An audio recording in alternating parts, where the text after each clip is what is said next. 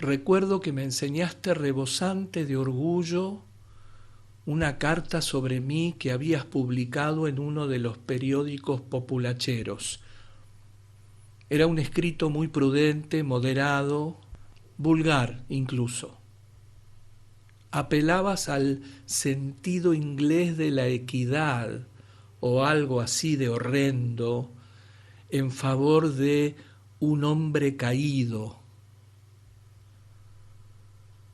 Era el tipo de carta que podrías haber escrito si se hubiera presentado una acusación dolorosa contra alguna persona respetable a la que personalmente no conocieras de nada. Pero a ti te parecía una carta maravillosa. La veías como una demostración de caballerosidad casi quijotesca. Estoy enterado de que escribiste otras cartas a otros periódicos que no las publicaron, pero eran únicamente para decir que odiabas a tu padre. A nadie le importaba que lo odiaras o no. El odio, aún tienes que aprenderlo, es intelectualmente considerado la negación eterna. Considerado desde el punto de vista de las emociones, es una forma de atrofia y mata todo lo que no sea él mismo. Escribir a los periódicos para decir que uno odia a otra persona es como si uno escribiera a los periódicos para decir que tiene una enfermedad secreta y vergonzosa. El hecho de que el hombre al que odiabas fuera tu propio padre y que ese sentimiento fuera plenamente correspondido no hacía tu odio noble ni hermoso en modo alguno. Si algo demostraba, era sencillamente que se trataba de una enfermedad hereditaria.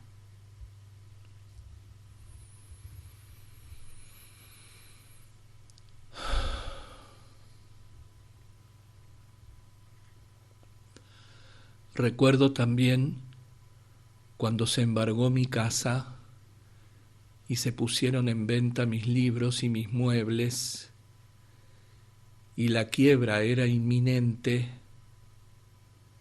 que lógicamente te escribí diciéndotelo.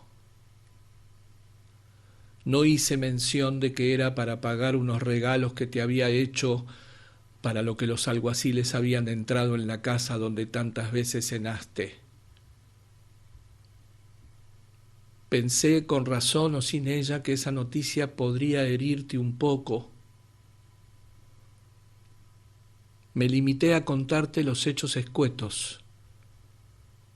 Creí oportuno que los conocieras. Me respondiste desde Boulogne en tonos casi de exultación lírica.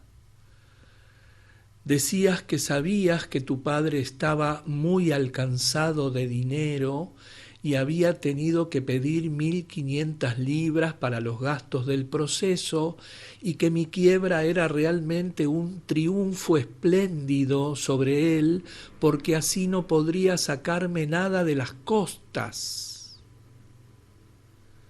¿Te das cuenta ahora de lo que es que el odio ciegue a una persona? ¿Reconoces ahora que al describirlo como una atrofia destructora de todo lo que no sea él mismo, estaba describiendo científicamente un hecho psicológico real? Que todas mis cosas bonitas hubieran de venderse. Mis dibujos de Burne-Jones, mis dibujos de Whistler, mi Monticelli, mis Simeon Solomons, mis porcelanas, mi biblioteca con su colección de volúmenes dedicados de casi todos los poetas de mi tiempo, de Hugo a Whitman, de Swinburne a Mallarmé, de Morris a Verlaine. con sus ediciones bellamente encuadernadas de las obras de mi padre y de mi madre, su maravilloso despliegue de premios de la universidad y del colegio, sus editions de luxe y demás cosas. Todo eso para ti no era absolutamente nada. Decías que era un fastidio, nada más.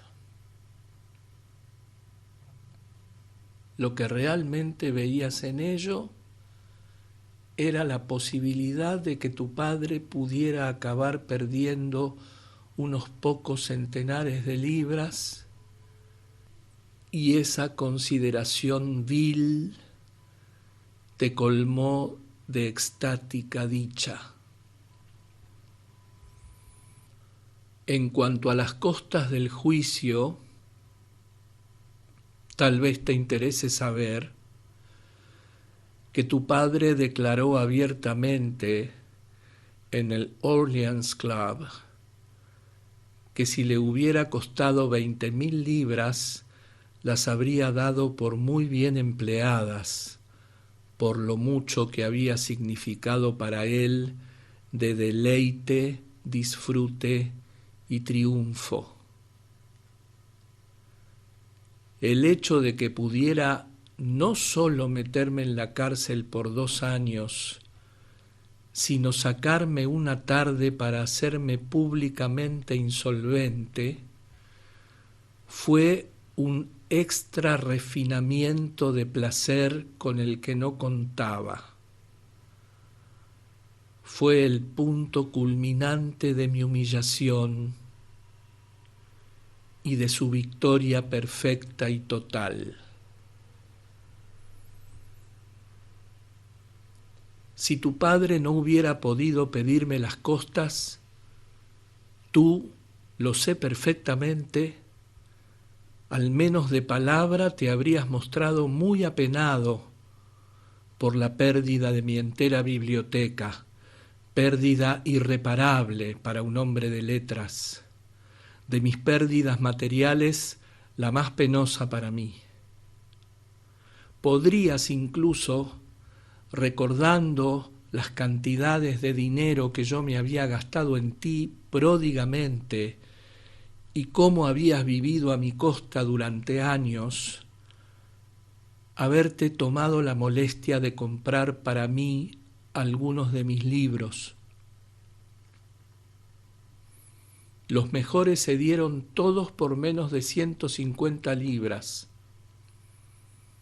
más o menos lo que yo gastaba en ti en una semana cualquiera. Pero el mezquino y ruin placer de pensar que a tu padre le fueran a faltar unos peniques del bolsillo te hizo olvidarte de lo que habría podido ser una pequeña compensación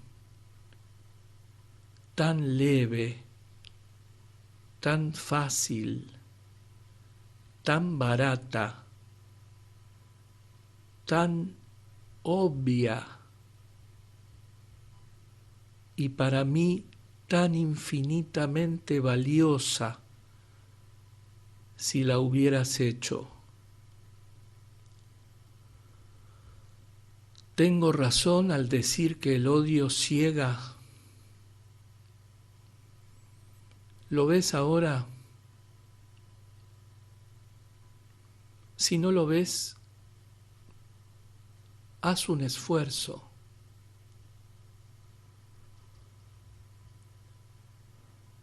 Con qué claridad lo vi yo entonces como ahora, no hace falta que te lo diga. Pero a mí mismo me dije, a toda costa tengo que conservar el amor en mi corazón. Si voy a la cárcel sin amor, ¿qué será de mi alma?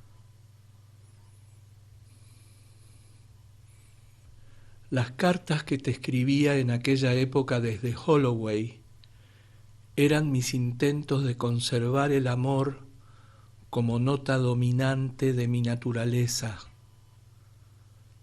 Podía, si hubiera querido, haberte hecho pedazos con reproches amargos. Podía haberte desgarrado con maldiciones.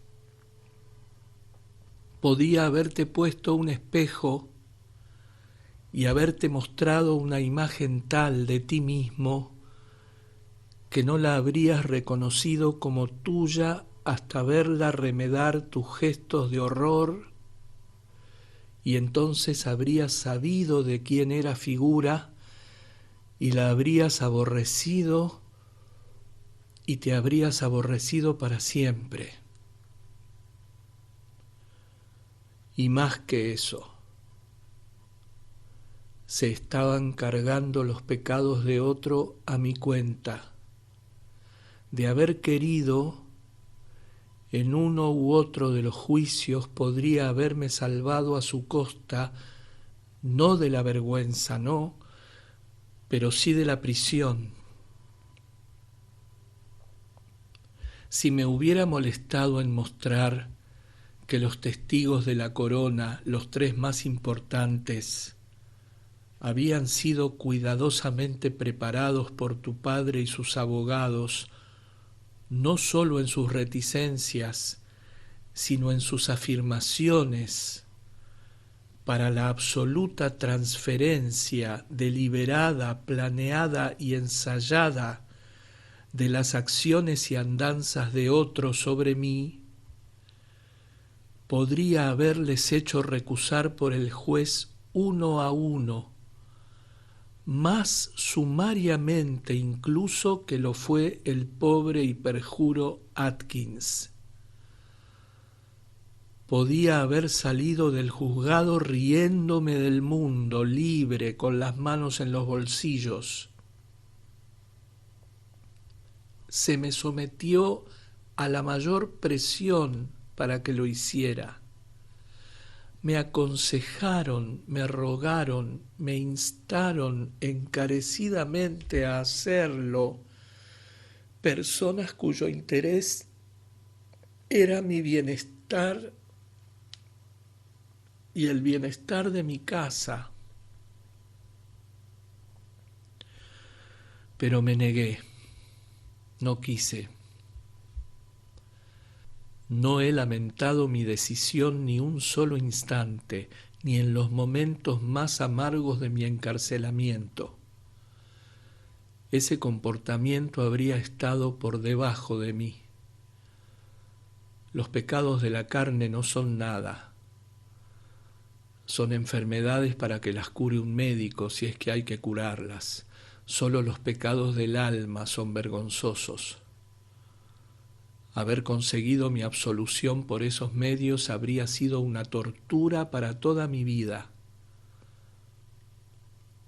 Pero ¿tú crees realmente que eras digno del amor que yo entonces te mostraba, o que yo ni por un instante pensé que lo fueras? ¿Tú crees realmente que en algún período de nuestra amistad fuiste digno del amor que te mostré, ni que por un instante pensé que lo fueras? Yo sabía que no lo eras. Pero el amor no trafica en un mercado, ni usa balanza de mercachifle. Su dicha, como la dicha del intelecto, es sentirse vivo. El objetivo del amor es amar, ni más ni menos. Tú eras mi enemigo, un enemigo como no ha tenido ningún hombre. Yo te había dado mi vida, y para satisfacer las más bajas y despreciables de todas las pasiones humanas, el odio, la vanidad y la codicia, tú la habías tirado. En menos de 3 años me habías arruinado completamente desde todos los puntos de vista. Por mi propio bien lo único que podía hacer era amarte. Sabía que si me permitía odiarte en el seco desierto de la existencia que tenía que cruzar y que aún estoy cruzando, no habría peña que no perdiera su sombra, ni palmera que no se secara, ni pozo o agua que no viniera envenenada. ¿Empiezas ahora a comprender un poco? ¿Va despertando tu imaginación del prolongado letargo en que ha estado sumida? ¿Sabes ya lo que es el odio? ¿Empiezas a barruntar lo que es el amor y cómo es el amor? No es demasiado tarde para que lo aprendas, aunque para enseñarte lo haya tenido yo que ir a una celda de presidio. Tras mi terrible sentencia, cuando me vestí de presidiario y la puerta de la cárcel se cerró, me quedé así, entre las ruinas de mi vida maravillosa, aplastado por la angustia, desatinado por el terror, aturdido por el sufrimiento, pero no quise odiarte. Todos los días me decía, hoy tengo que conservar el amor en mi corazón, porque si no, ¿cómo soportaré el día? Me recordaba que al menos no habías querido hacerme daño. Me obligué a pensar que lo único que habías hecho era tender un arco a la aventura y la flecha había atravesado a un rey entre las juntas del arnés.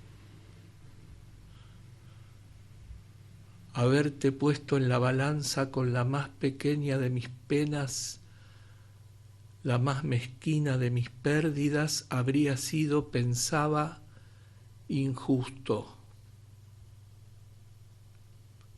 Resolví mirarte como a alguien que también sufría. Me forcé a creer que al fin se había caído la venda de tus ojos, tanto tiempo ciegos. Me imaginaba con dolor cuál habría sido tu espanto cuando contemplaste la obra terrible de tus manos. Hubo momentos, incluso en aquellos días oscuros, los más oscuros de toda mi vida, en que hasta anhelé consolarte. Tan seguro estaba de que por fin te habías dado cuenta de lo que habías hecho. No se me ocurrió entonces que pudieras tener el vicio supremo, la superficialidad. De hecho, fue un verdadero dolor para mí tener que comunicarte que debía reservar forzosamente mi primera oportunidad de recibir carta para asuntos familiares. Pero mi cuñado me había escrito diciendo que con una sola vez que escribiera a mi mujer, ella, por mí y por nuestros hijos, renunciaría a pedir el divorcio. Sentí que ese era mi deber. Dejando aparte otras razones, no podía soportar la idea de que me separasen de Cyril, mi hermoso, amante y amable hijo, mi amigo sobre todos los amigos, mi compañero sobre todos los compañeros,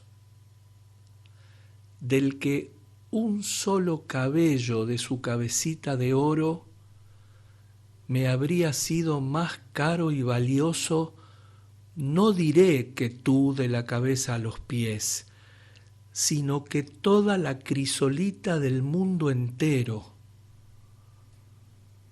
como siempre lo había sido, aunque yo llegué a entenderlo demasiado tarde. 2 semanas después de tu petición tuve noticias tuyas. Robert Sherard, el más valiente y caballeroso de todos los seres brillantes, me viene a ver y entre otras cosas me dice que en el ridículo Mercure de France, con su absurda afectación de ser el verdadero centro de la corrupción literaria, estás a punto de publicar un artículo sobre mí con muestras de mis cartas. Me pregunta si es realmente por deseo mío.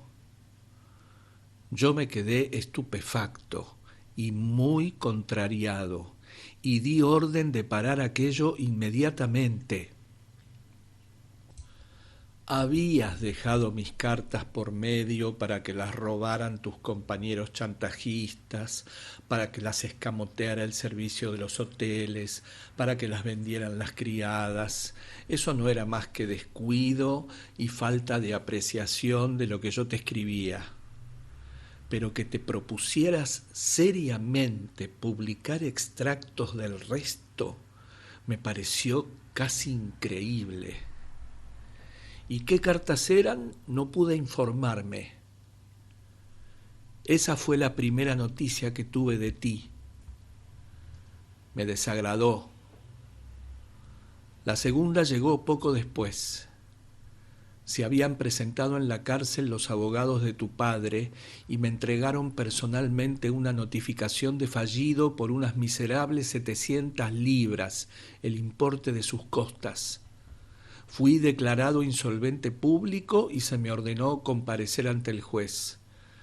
Yo estaba firmemente convencido, y lo sigo estando, y volveré sobre ese tema, de que esas costas las debería haber pagado tu familia. Tú personalmente habías asumido la responsabilidad de afirmar que tu familia las pagaría. Por eso el abogado tomó el caso como lo tomó. La responsabilidad era toda tuya.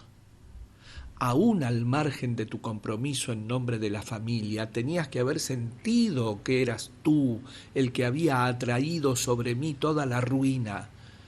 Lo menos que se podía hacer era ahorrarme la ignominia añadida de la quiebra por una suma absolutamente despreciable, menos de la mitad de lo que me había gastado en ti en 3 cortos meses de verano en Göring. Pero de eso no hablemos más por ahora. Sí que recibí por medio del pasante, lo reconozco, un mensaje tuyo sobre el asunto, o por lo menos relacionado con la ocasión. El día que vino a tomar mis declaraciones se inclinó sobre la mesa, estábamos en presencia del vigilante, y luego de consultar un papel que sacó del bolsillo, me dijo en voz baja: el príncipe Fleur de Lis le envía sus recuerdos. Yo me le quedé mirando. Él repitió el mensaje. Yo no le entendía. El caballero está en estos momentos en el extranjero, añadió misteriosamente. Entonces caí de golpe y recuerdo que por primera y última vez en toda mi vida de presidio solté la carcajada. En esa carcajada iba todo el desprecio del mundo. El príncipe Fleur de Lis. Vi, y los hechos subsiguientes me demostrarían que había visto bien, que nada de lo ocurrido te había hecho comprender lo más mínimo. A tus ojos seguías siendo el príncipe gentil de una comedia trivial, no la figura sombría de un espectáculo trágico. Todo lo que había pasado no era más que una pluma para la gorra que orla una cabeza estrecha, una flor de adorno para el jubón que oculta un corazón que el odio y el odio solamente calienta y que el amor y el amor solamente encuentra frío. Príncipe Fleur de Lis.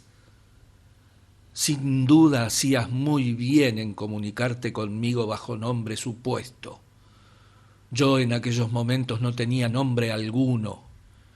En la vasta prisión donde entonces estaba encarcelado no era más que el número y la letra de una pequeña celda de una larga galería, uno entre 1000 números sin vida, como entre 1000 vidas sin vida. Pero seguramente habría muchos nombres de verdad en la historia de verdad que te habrían cuadrado mucho mejor y con los que no me habría sido nada difícil reconocerte al instante. No se me ocurrió buscarte tras las lentejuelas de una visera de pacotilla solo apta para una mascarada cómica. Ah, si tu alma hubiera estado como para su propia perfección, incluso debería haber estado lacerada de pena, doblegada por el remordimiento y humillada por la aflicción, ¿no habría sido ese el disfraz escogido para entrar a su sombra en la casa del dolor?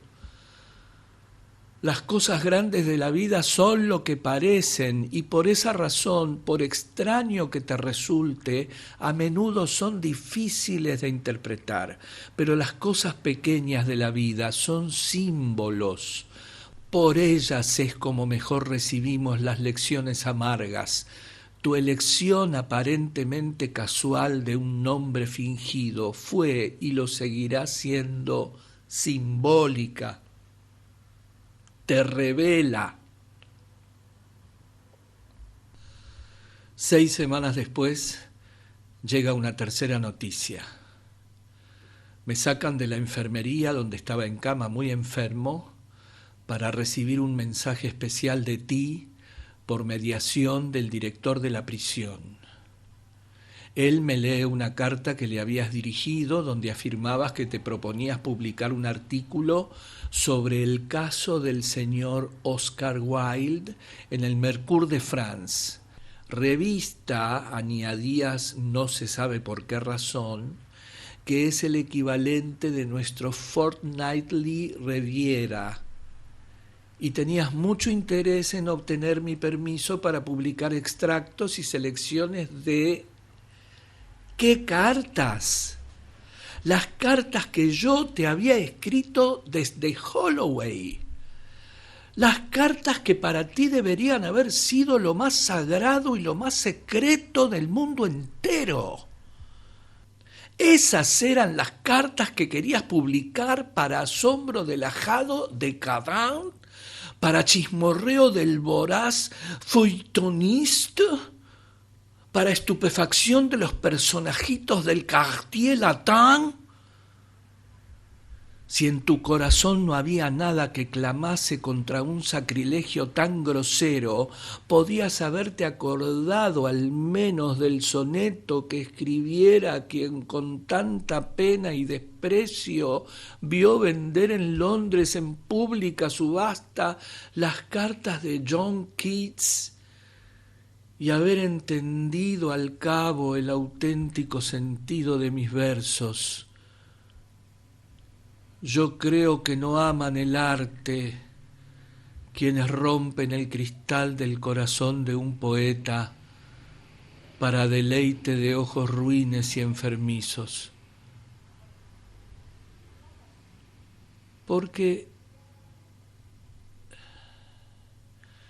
¿qué querías demostrar con ese artículo?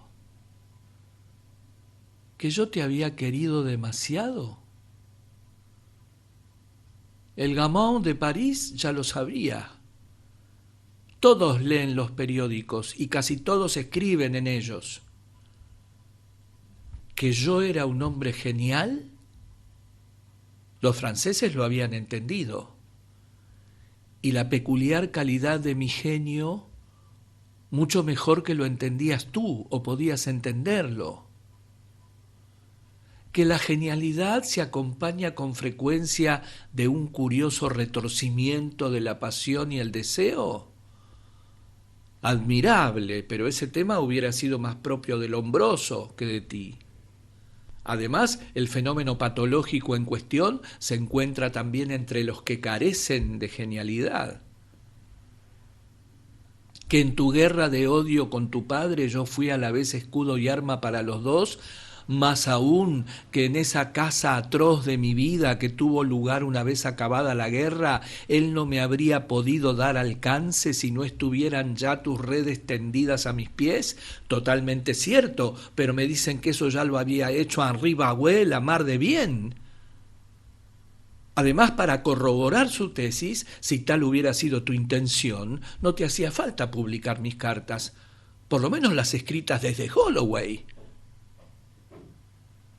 Dirás, en respuesta a mis preguntas, que en una de las cartas de Holloway yo mismo te había pedido que intentaras hasta donde fuera posible limpiar un poco mi nombre ante alguna pequeña porción del mundo.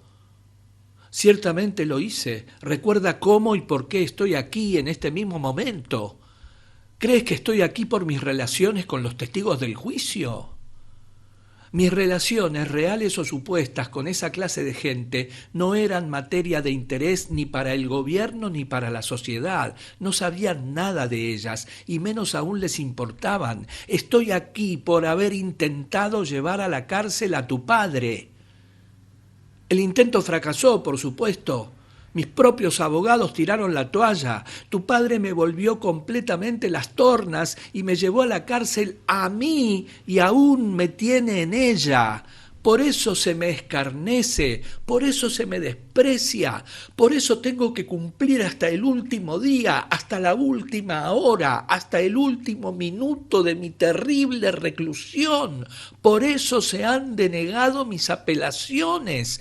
Tú eras la única persona que, sin exponerte de ninguna manera a escarnio, ni peligro, ni culpa, podría haber dado otro color a todo el asunto, haber puesto la cuestión bajo otra luz, haber mostrado hasta cierto punto cómo eran las cosas en realidad. Yo, por supuesto, no habría esperado ni deseado que declarases cómo y con qué fin habías buscado mi ayuda cuando tu apuro de Oxford, ni cómo ni con qué fin, si es que algún fin tenías. Prácticamente no te habías despegado de mí durante casi 3 años.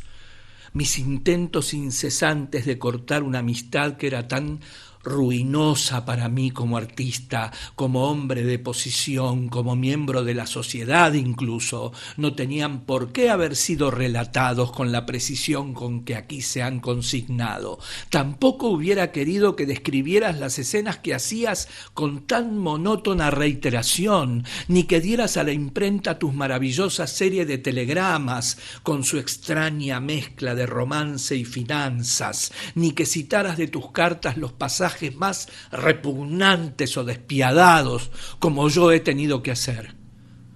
Aún así pensé que habría sido bueno para ti y para mí que elevaras alguna protesta contra la versión que daba tu padre de nuestra amistad, no menos grotesca que venenosa y tan absurda en lo tocante a ti como deshonrosa en lo tocante a mí.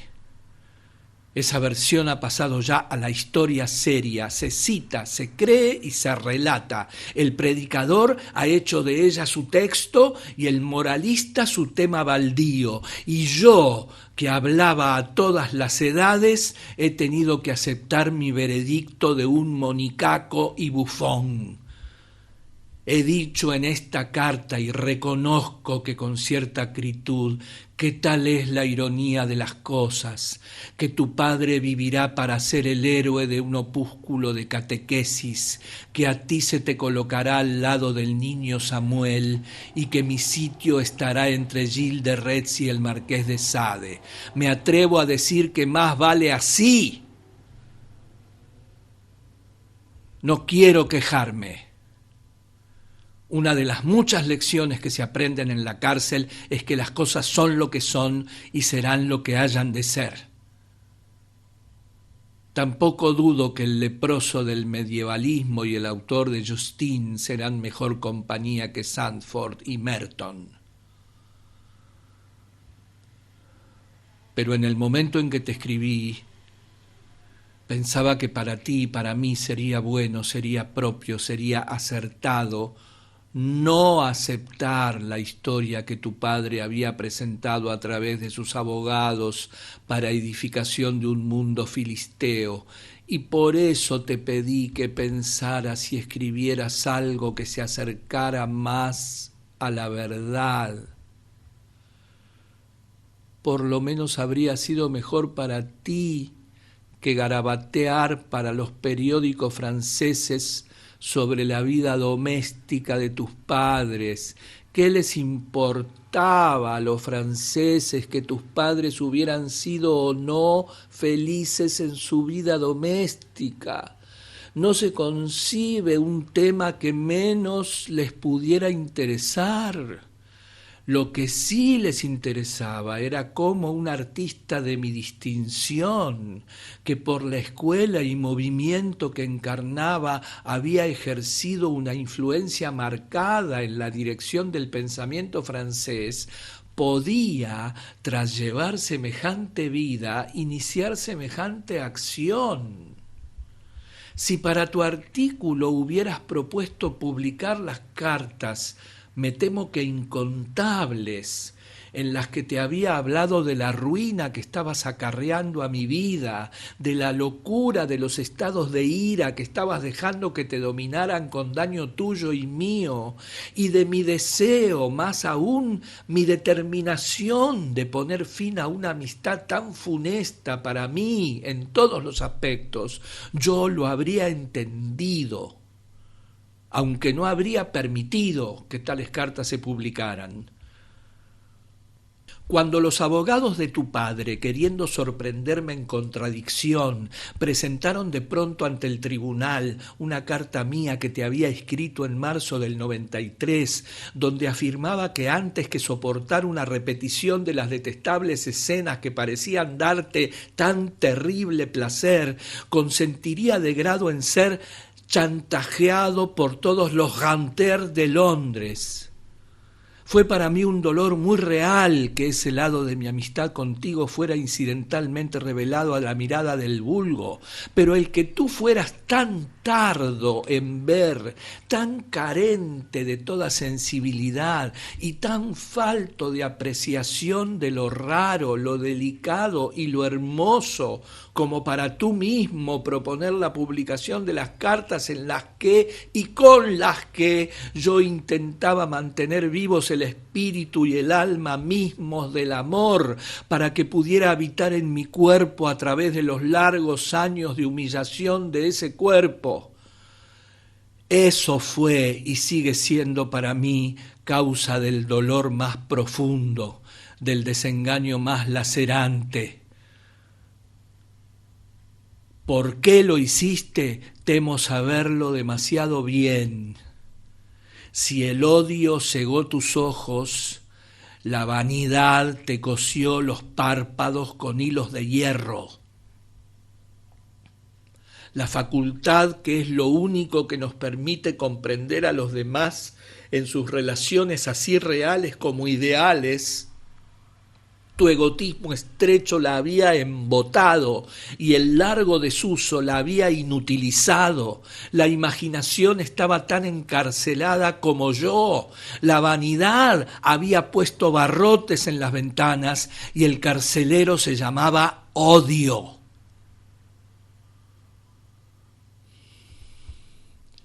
Todo esto tuvo lugar en la primera quincena de noviembre del año antepasado. Un gran río de vida fluye entre ti y una fecha tan distante.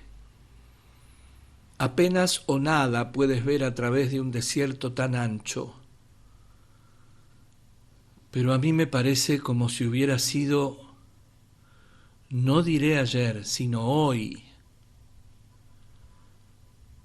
El sufrimiento es un único momento largo.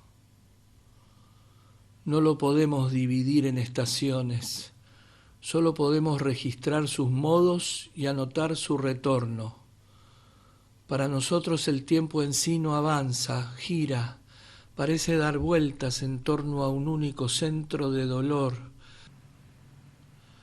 La inmovilidad paralizante de una vida regulada en cada una de sus circunstancias según un patrón invariable, de forma que comemos y bebemos, caminamos y nos acostamos y rezamos, o por lo menos nos arrodillamos en oración, conforme a las leyes inflexibles de una fórmula de hierro. Esa inmovilidad que hace que cada día terrible sea igual a los demás hasta en el menor detalle, parece comunicarse a aquellas fuerzas externas cuya esencia misma es el cambio incesante. De la época de la siembra o de la recolección, de los segadores que se doblan sobre la mies o los vendimiadores que serpean entre las viñas, de la hierba del huerto blanqueada de capullos rotos o salpicada de frutos caídos, no sabemos nada, ni podemos saber nada. Para nosotros solo hay una estación, la estación del dolor. Es como si hasta el sol y la luna nos hubieran quitado. Afuera el día podrá ser azul y oro, pero la luz que se filtra por el grueso vidrio del ventanuco enrejado que tenemos encima es gris y miserable. En la celda siempre es atardecer, como en el corazón es siempre medianoche. Y en la esfera del pensamiento, no menos que en la esfera del tiempo, ya no hay movimiento. Aquello que tú personalmente habrás olvidado hace mucho tiempo o puedes olvidar con facilidad, a mí me está pasando ahora y mañana me volverá a pasar. Acuérdate de esto y podrás comprender un poco el porqué de que te escriba y te escriba de esta manera.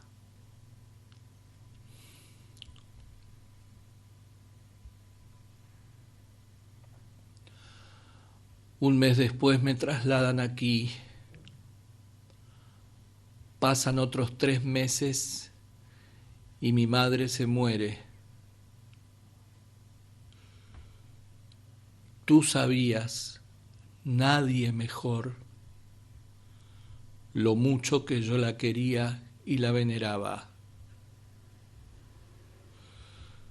Su muerte fue tan terrible para mí que yo, que en tiempos fuera señor del lenguaje, no tengo palabras con que expresar mi angustia y mi vergüenza. Nunca, ni en los días más perfectos de mi desarrollo como artista, pude tener palabras dignas con que llevar una carga tan augusta, ni acompañar con suficiente majestad de música el purpúreo cortejo de mi pena incomunicable. Ella y mi padre me habían legado un nombre que ellos habían ennoblecido y honrado no sólo en la literatura, el arte, la arqueología y la ciencia, sino en la historia pública de mi propio país y en su evolución como nación. Yo había manchado ese nombre eternamente. Había hecho de él un mote bajo entre gente baja. Lo había arrastrado por el mismísimo fango. Lo había entregado a bestias para que lo bestializaran y a necios para que lo hicieran sinónimo de necedad. Lo que entonces sufrí y sufro aún, no hay pluma que lo escriba ni papel que lo registre.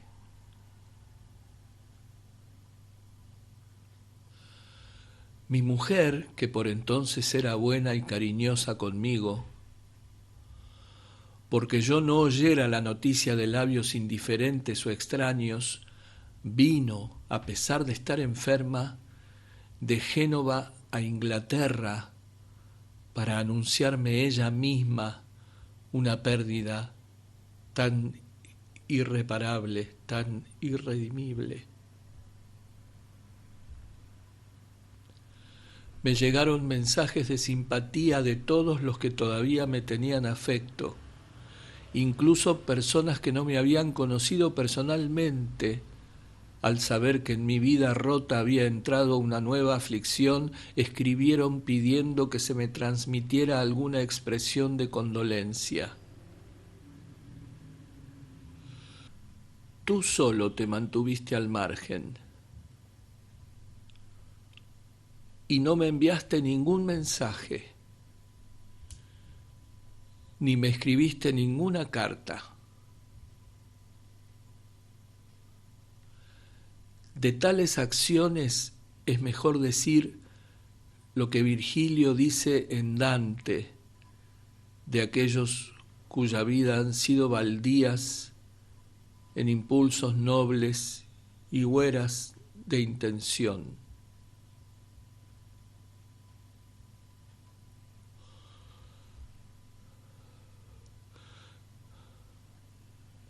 Transcurren otros 3 meses. El calendario de mi conducta y trabajo diarios que cuelga fuera de la puerta de mi celda con mi nombre y condena escritos me dice que estamos en mayo. Mis amigos vienen a verme otra vez. Les pregunto, como hago siempre, por ti. Me dicen que estás en tu villa de Nápoles y que vas a sacar un libro de poemas. Al final de la entrevista se menciona de pasada que me los vas a dedicar. Esa noticia me dio como una náusea de la vida. No dije nada, pero silenciosamente volví a mi celda con desprecio y desdén en el corazón. ¿Cómo se te pudo ocurrir dedicarme un libro de poemas sin antes pedirme permiso? Ocurrírsete, he dicho, ¿cómo te pudiste atrever a semejante cosa?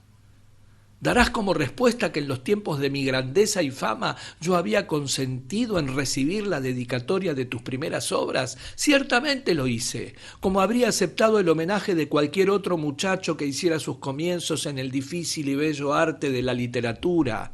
Todo homenaje es delicioso para un artista y doblemente dulce cuando viene de la juventud. El laurel se marchita cuando son manos añosas las que lo cortan. Solo la juventud tiene derecho a coronar a un artista. Ese es el verdadero privilegio de ser joven, aunque la juventud no lo sepa.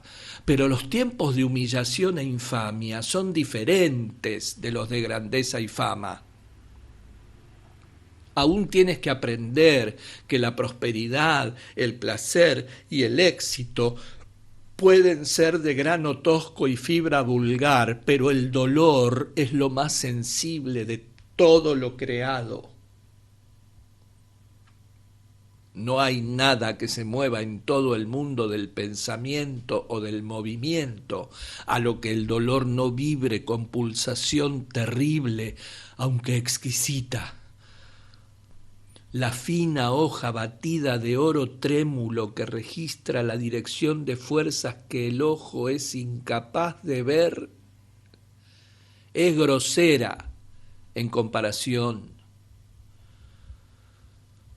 Es una herida que sangra cuando la toca otra mano que no sea la del amor, y aún entonces vuelve a sangrar, aunque no sea de sufrimiento. Pudiste escribir al director de la prisión de Wandsworth solicitando mi permiso para publicar mis cartas en el Mercure de France, que es el equivalente de nuestra Fortnightly Review. ¿Por qué no haber escrito al director de la prisión de Reading solicitando mi permiso para que me dedicases tus poemas, dándoles la descripción fantástica que te hubiera parecido? fue porque en un caso la revista en cuestión tenía mi prohibición de publicar unas cartas cuya propiedad legal, como por supuesto sabes de sobra, era y es exclusivamente mía, y en el otro creíste poder salirte con la tuya sin que supiera nada hasta que fuera demasiado tarde para intervenir. El mero hecho de que yo fuera un hombre deshonrado, arruinado y encarcelado debería haberte movido, si deseabas escribir mi nombre en la primera página de tu libro, a pedírmelo como un favor, un honor, un privilegio. Así es como hay que dirigirse a los que están en la aflicción y en el oprobio. Allí donde hay dolor, hay terreno sagrado. Algún día te darás cuenta de lo que esto significa. Hasta entonces no sabrás nada de la vida. Robbie y naturalezas como la suya se dan cuenta. Cuando me llevaron de la cárcel al tribunal de quiebras entre dos policías, Robbie estaba esperando en el largo y siniestro corredor para poder, delante de todo el gentío que ante un gesto tan dulce y simple enmudeció, quitarse gravemente el sombrero ante mí. Cuando esposado y con la cabeza gacha pasé junto a él. Hombres han ido al cielo por cosas más pequeñas. Con ese espíritu y con ese modo de amor se arrodillaban los santos para besar los pies de los pobres, o se inclinaban para besar al leproso en la mejilla. Jamás le he dicho una sola palabra sobre lo que hizo. Ese es el momento en que no sé si sabe que reparé siquiera en su acción. No es una cosa que se pueda agradecer formalmente el lenguaje formal. La conservo en el tesoro de mi corazón. La guardo ahí como una deuda secreta que me alegra pensar que no podría pagar nunca. Está embalsamada y endulzada con la mirra y la acacia de muchas lágrimas. Cuando la sabiduría me ha sido improvechosa y la filosofía estéril, y los proverbios y frases de los que pretendían darme consuelo han sido como polvo y cenizas en mi boca, la memoria de aquel pequeño gesto humilde y silencioso de amor ha abierto para mí todos los pozos de la piedad, ha hecho al desierto florecer como una rosa, y me ha llevado de la amargura del exilio solitario a la armonía, con el corazón herido, roto y grande del mundo. Cuando tú puedas comprender no sólo lo hermoso que fue el gesto de Robbie, sino por qué significó tanto para mí y siempre significará tanto, entonces quizá te darás cuenta de cómo y con qué espíritu deberías haberme pedido permiso para dedicarme tus versos.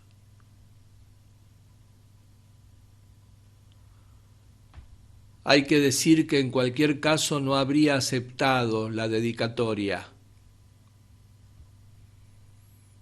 Aunque posiblemente en otras circunstancias me habría agradado que se me hiciera esa petición, la habría denegado por ti, al margen de cuáles fueran mis sentimientos. El primer libro de poemas que en la primavera de su virilidad lanza un muchacho al mundo debe ser como un capullo o una flor primaveral, como el espino blanco del prado de Magdalena o las prímulas de los campos de Camnor.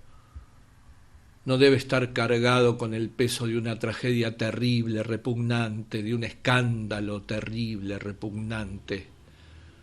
Haber dejado que mi nombre sirviera como heraldo del libro habría sido un grave error artístico, habría rodeado la obra entera de una atmósfera equivocada, y en el arte moderno la atmósfera importa mucho. La vida moderna es compleja y relativa. Esas son sus dos notas distintivas. Para reflejar la primera hace falta atmósfera, con su sutileza de nuance, de sugerencia, de perspectivas extrañas. Para la segunda hace falta fondo. Por eso la escultura ha dejado de ser un arte representativo, y por eso la música es un arte representativo, y por eso la literatura es y ha sido y será siempre el supremo arte representativo. Tu librito debería haber traído consigo aires sicilianos y arcadios, no la fetidez pestilente del banquillo de los criminales, ni el aire viciado de la celda de presidio. Y no es sólo que una dedicatoria como la que proponías hubiera sido un error de gusto en arte, es que desde otros puntos de vista habría sido totalmente indecorosa, habría parecido una prolongación de tu conducta antes y después de mi detención, habría dado a la gente la impresión de querer ser una estúpida bravata, un ejemplo de esa clase de coraje que se vende barato y se compra barato en las calles de la vergüenza. En lo que a nuestra amistad se refiere, Némesis nos ha aplastado a los dos como moscas.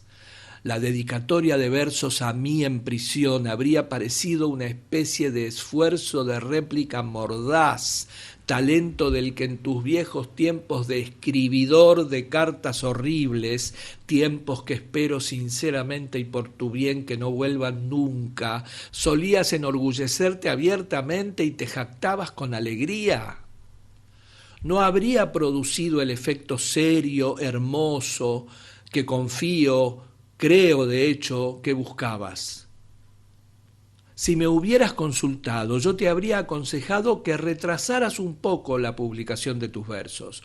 O, si eso te desagradaba, que publicaras anónimamente al principio y después, cuando tu canto hubiera conquistado amantes, la única clase de amantes que realmente vale la pena conquistar, haberte dado la vuelta y dicho al mundo: estas flores que admiran las he sembrado yo y ahora se las ofrezco a alguien a quien tienen por paria y proscrito. Son mi tributo a lo que yo amo y reverencio y admiro en él. Pero escogiste mal método y mal momento. Hay un tacto en el amor y un tacto en la literatura. Tú no fuiste sensible ni al uno ni al otro.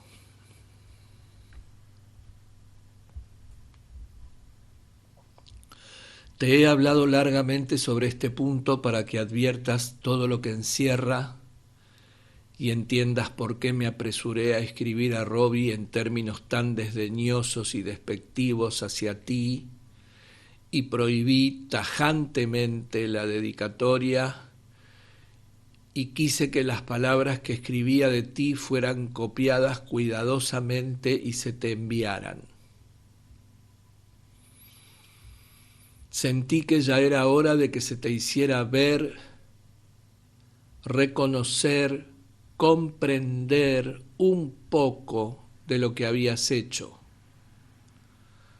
La ceguera puede llegar hasta el extremo de ser grotesca, y una naturaleza carente de imaginación, si no se hace nada por espabilarla, se petrifica en insensibilidad absoluta, de modo que aunque el cuerpo coma y beba y tenga sus placeres, el alma, de la que el cuerpo es casa, puede estar como la Branca Doria en Dante, muerta absolutamente. Parece ser que mi carta llegó muy a tiempo. Cayó sobre ti hasta donde me es dado juzgar como un trueno. En tu respuesta a Robbie dices haberte quedado privado de toda capacidad de pensamiento y expresión. En efecto, al parecer no se te ocurre nada mejor que escribir a tu madre quejándote. Ella, naturalmente, con esa ceguera para tu verdadero bien que ha sido su malhadada fortuna y la tuya, te da todos los consuelos imaginables y arrullado por ella vuelves, supongo, a tu desdichado e indigno estado anterior. Mientras que, en lo que a mí respecta, participa a mis amigos que está muy disgustada por la severidad de mis observaciones sobre ti. En realidad, no solo a mis amigos les comunica su disgusto, sino también a los que, número mucho más crecido, no hay por qué recordártelo, no son mis amigos. Y ahora se me informa, por cauces muy bien dispuestos hacia ti y los tuyos, de que a consecuencia de eso, mucha de la simpatía que en razón de mi genio distinguido y mis terribles padecimientos había ido creciendo en torno a mí con paso lento pero seguro, se ha disipado del todo. Se dice, vaya, primero quiso meter en la cárcel al bondadoso padre y fracasó. Ahora arremete contra el inocente hijo y lo culpa de su fracaso. Cuánta razón teníamos al despreciarlo, cómo se merece nuestro desprecio. Me parece a mí que cuando se mencione mi nombre en presencia de tu madre, si no tiene una palabra de pena ni de remordimiento por su parte, no pequeña en la ruina de mi casa, lo más decoroso sería que se quedara callada. Y en cuanto a ti, ¿no crees ahora que en lugar de escribirle a ella con tus quejas, habría sido mejor para ti en todos los aspectos escribirme a mí directamente y haber tenido el coraje de decirme lo que tuvieras que decir? Ya hace casi un año que escribí esa carta. No es posible que hayas pasado todo ese tiempo privado de toda capacidad de pensamiento y expresión. ¿Por qué no me escribiste? ¿Viste por mi carta lo mucho que me había herido, lo que me había afrentado todo tu comportamiento? Más que eso, viste tu entera amistad conmigo colocada ante ti por fin a su verdadera luz y de un modo que no admitía equívoco. Antaño te había dicho muchas veces que estabas arruinando mi vida. Tú siempre te habías reído.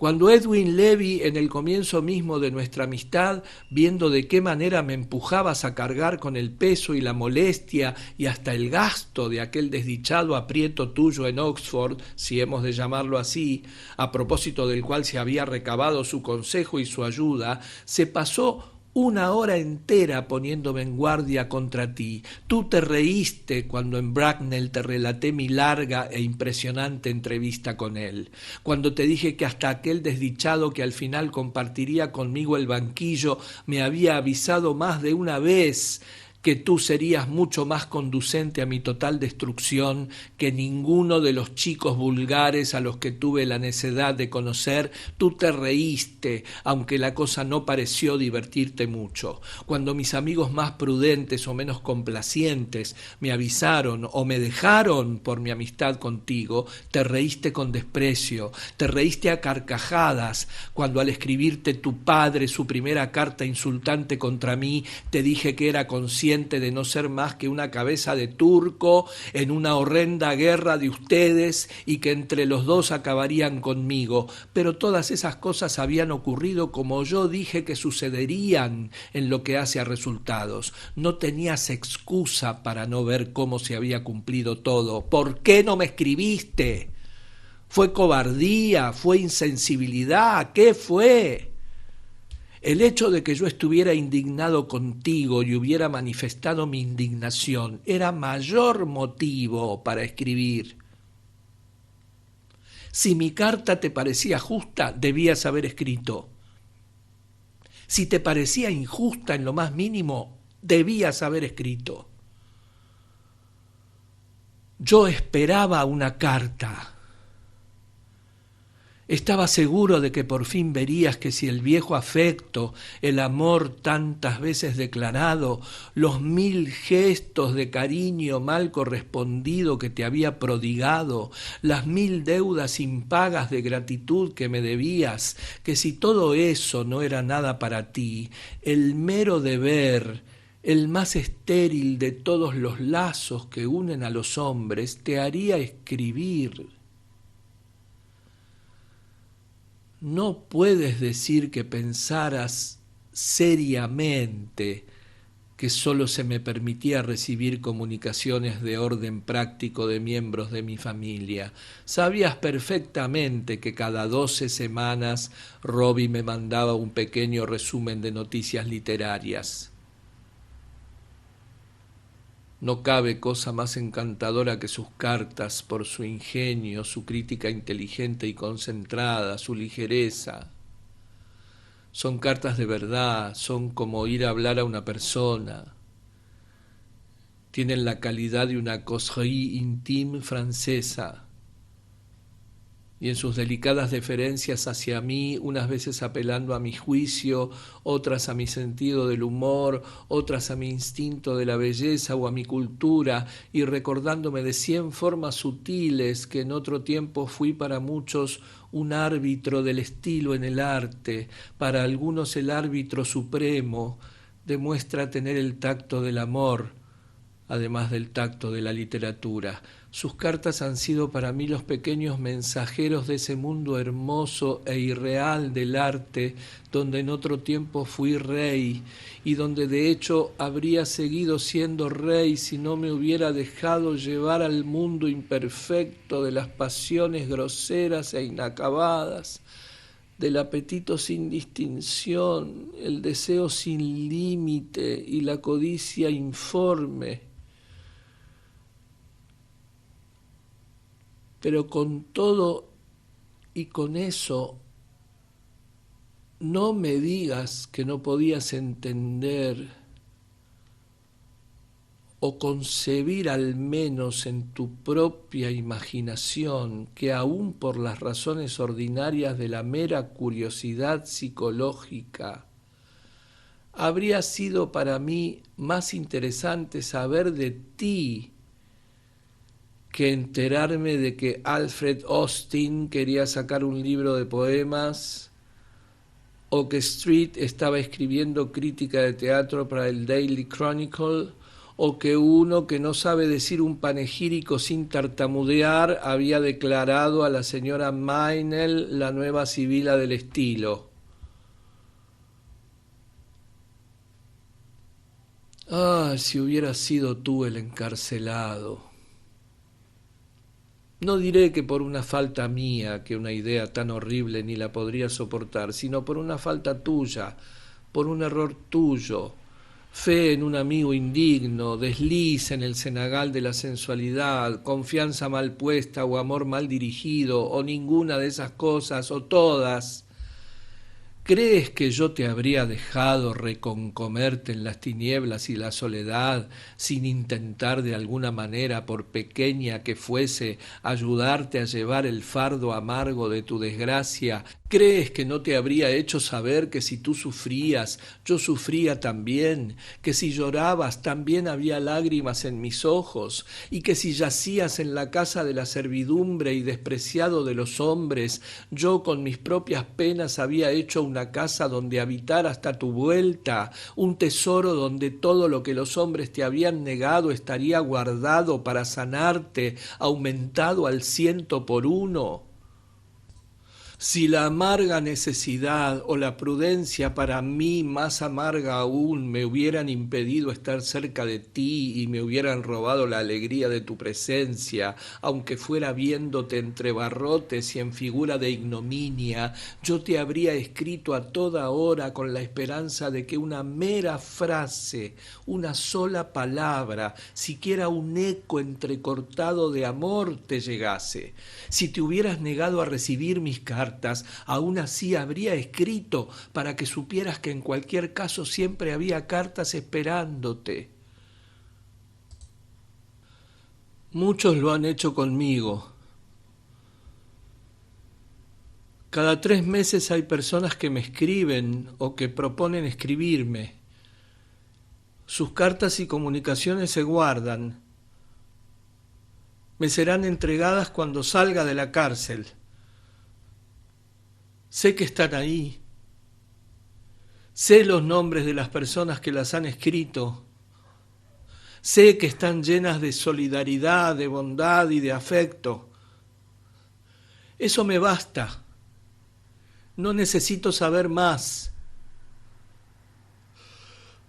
Tu silencio ha sido horrible. Y no ha sido un silencio solo de semanas y meses, sino de años incluso para la cuenta de los que como tú viven velozmente en la felicidad y apenas entreven los pies dorados de los días que pasan danzando y pierden el aliento persiguiendo el placer. Es un silencio sin excusa, un silencio sin atenuantes. Yo sabía que tenías los pies de barro. ¿Quién lo iba a saber mejor?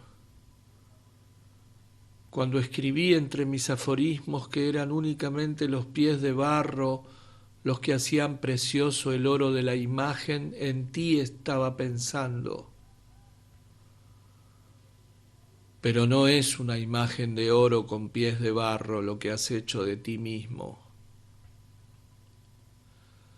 Con el mismísimo polvo del camino común que las pezuñas del ganado convierten en cieno, has modelado tu perfecto retrato para que yo lo mire.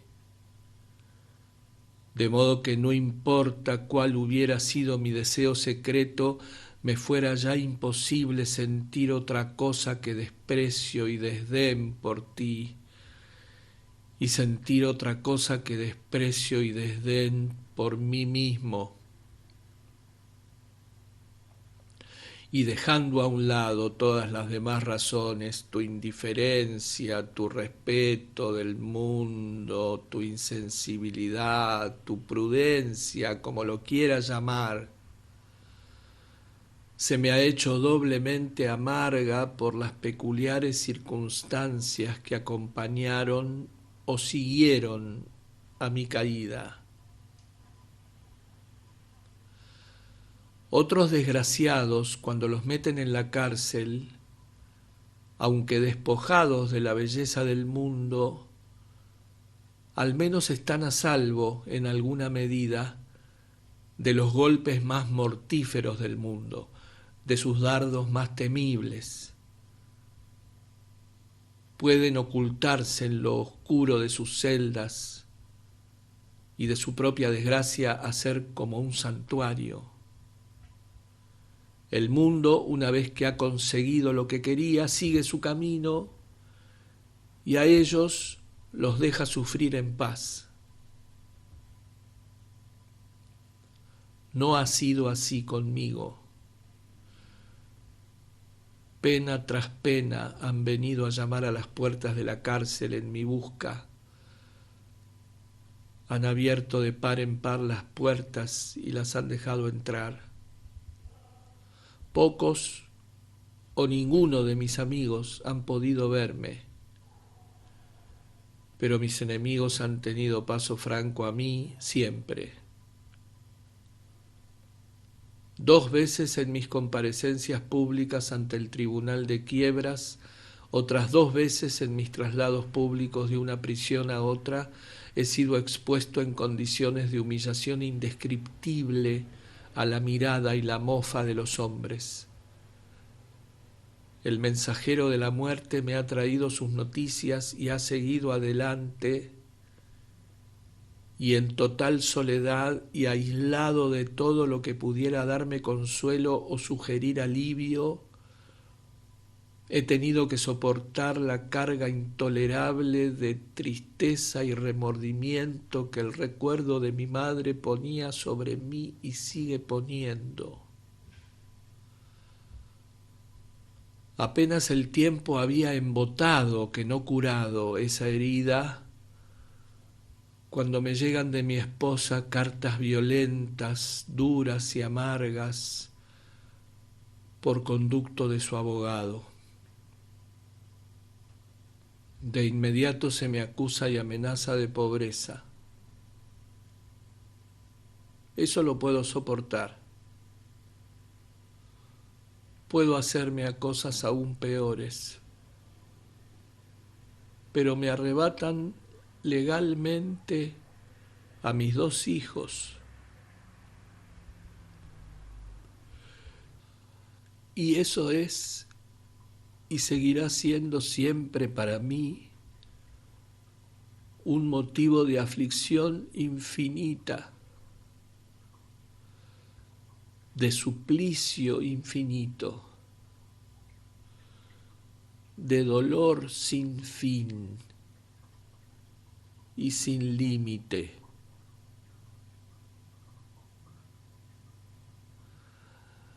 Que la ley decida y se arrogue la facultad de decidir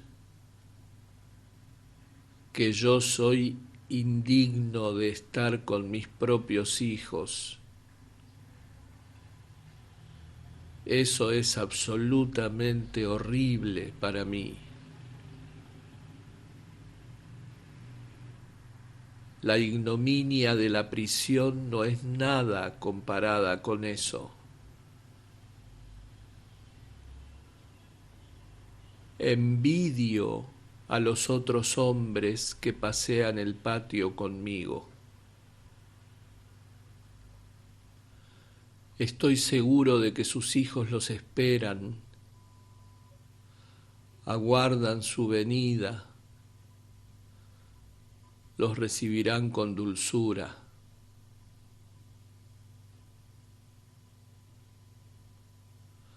Los pobres son más sabios, más caritativos, más bondadosos, más sensibles que nosotros. A sus ojos la cárcel es una tragedia en la vida de un hombre, un infortunio, un percance, algo que reclama la solidaridad de los demás. Hablan del que está encarcelado y no dicen sino que está en un apuro. Es la expresión que usan siempre y lleva dentro la sabiduría perfecta del amor. En la gente de nuestro rango no es así. Entre nosotros, la cárcel te hace un paria. Yo y la gente como yo apenas si tenemos derecho al aire y al sol. Nuestra presencia contamina los placeres de los demás. Nadie nos acoge cuando reaparecemos. Revisitar los atisbos de la luna no es para nosotros. Hasta nuestros hijos nos quitan. Esos bellos vínculos con la humanidad se rompen. Estamos condenados a estar solos aunque nuestros hijos vivan. Se nos niega lo único que podría sanarnos y ayudarnos, poner bálsamo en el corazón golpeado y paz en el alma dolorida. Y a todo eso se ha añadido el hecho pequeño y duro de que con tus acciones y con tu silencio, con lo que has hecho y lo que has dejado sin hacer, has conseguido que cada día de mi largo encarcelamiento se me hiciera todavía más difícil de soportar. Hasta el pan y el agua de la prisión los has cambiado con tu conducta. Lo uno lo has hecho amargo, lo otro salobre para mí. La tristeza que deberías haber compartido, la has duplicado. El dolor que deberías haber tratado de aliviar, lo has hecho angustia.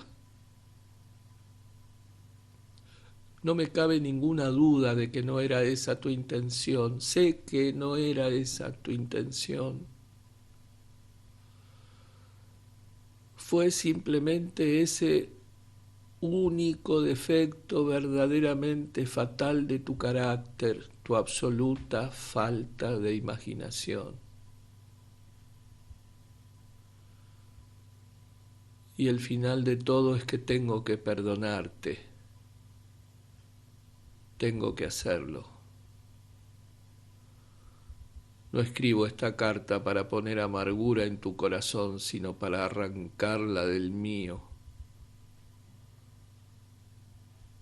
Por mi propio bien tengo que perdonarte. No puede uno tener siempre una víbora comiéndole el pecho, ni levantarse todas las noches para sembrar abrojos en el jardín del alma. No me será nada difícil hacerlo. Si tú me ayudas un poco. Todo lo que me hicieras en los viejos tiempos, siempre lo perdonaba de buen grado. Entonces eso no te hacía ningún bien. Solo aquel en cuya vida no haya ninguna mancha puede perdonar pecados. Pero ahora que estoy humillado y deshonrado, es otra cosa. Mi perdón ahora debería significar mucho para ti. Algún día te darás cuenta. Sea enseguida o no, pronto o tarde o nunca, para mí el camino está claro. No puedo permitir que vayas por la vida con el peso en el corazón de haber arruinado a un hombre como yo. Ese pensamiento podría sumirte en una indiferencia despiadada o en una tristeza morbosa. Tengo que tomar ese peso de ti y echarlo sobre mis hombros. Tengo que decirme que ni tú ni tu padre, multiplicados por 1000, podrían haber arruinado a un hombre como yo. Que yo me arruiné. Y que nadie, ni grande ni pequeño, se arruina si no es por su propia mano. Estoy totalmente dispuesto a hacerlo. Estoy intentando hacerlo, aunque en estos momentos no te lo parezca. Si he presentado esta acusación inmisericorde contra ti, piensa qué acusación presento sin misericordia contra mí. Lo que tú me hiciste fue terrible, pero lo que yo me hice fue mucho más terrible aún. Yo era un hombre que estaba en relaciones simbólicas con el arte y la cultura de mi época. Eso lo había comprendido yo solo ya en los albores de mi edad adulta y se lo había hecho comprender a mi época después. Pocos mantienen esa posición en vida y la ven reconocida. La suele descubrir, si la descubre el historiador o el crítico, mucho después de que el hombre y su tiempo hayan pasado. En mi caso no fue así. La sentí yo mismo e hice que otros la sintieran. Byron fue una figura simbólica, pero sus relaciones fueron con la pasión de su época y su cansancio de la pasión. Las mías eran con algo más noble, más permanente, de consecuencias más vitales, de mayor alcance. Los dioses me lo habían dado casi todo. Tenía genialidad, un apellido distinguido, posición social elevada, brillantez, osadía intelectual. Hacía del arte una filosofía y de la filosofía un arte. Alteraba las mentes de los hombres y los colores de las cosas. No había nada que dijera o hiciera que no causara asombro.